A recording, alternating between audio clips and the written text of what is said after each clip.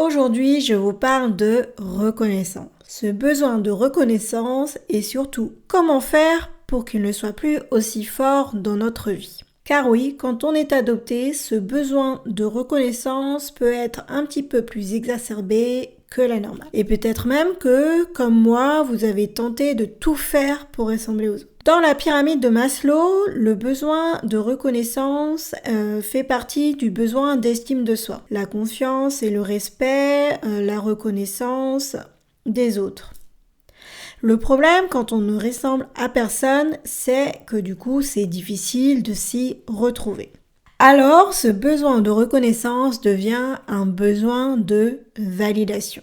De validation par les autres, être compris et entendu par eux. Oui, mais voilà, qui peut réellement comprendre notre histoire en tant qu'adopté? Mon premier conseil serait de vous orienter vers des groupes de personnes adoptées. On y raconte son histoire, on se sent reconnu par nos pairs, c'est-à-dire les personnes adoptées, et on a moins l'impression d'être seul avec nos sentiments et nos pensées qui pourraient paraître bizarres. On peut vraiment s'exprimer librement, raconter nos histoires. Il y a toujours des personnes qui vont se reconnaître aussi, qui vont partager la leur. Et vraiment ça fait du bien.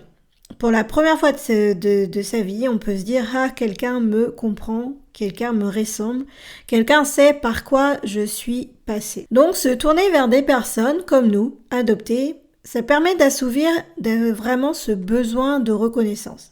Et ça fait partie du processus. Mais j'ajouterais un deuxième conseil, une deuxième étape pour ne pas rester enfermé. Parce que avec ce besoin de validation par d'autres personnes que l'on a, on risque de s'enfermer, de tomber dans l'excès et surtout suivant à qui on s'est confié et qui on côtoie, on risque de tomber dans cette sorte de être adopté, c'est une fatalité. Alors certes, on pourra rien y changer à cette adoption, on va pas pouvoir l'annuler, on peut pas revenir sur le passé, mais je suis persuadée qu'à un moment donné, si on décide vraiment de reprendre sa vie en main, après être passé par cette transition, ce besoin de reconnaissance et d'être validé par ses pairs, alors on peut aller plus loin.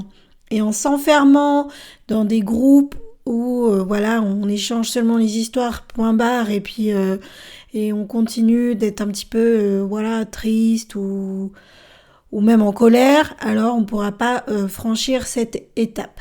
Donc mon deuxième conseil, ce serait n'oubliez pas de vous en détacher.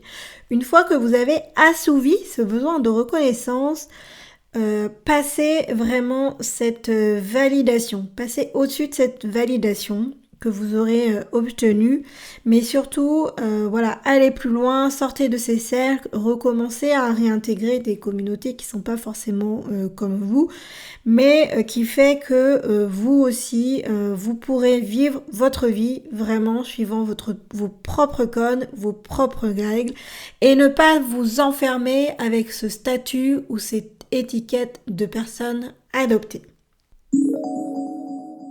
Je vous remercie pour votre écoute et pour votre fidélité.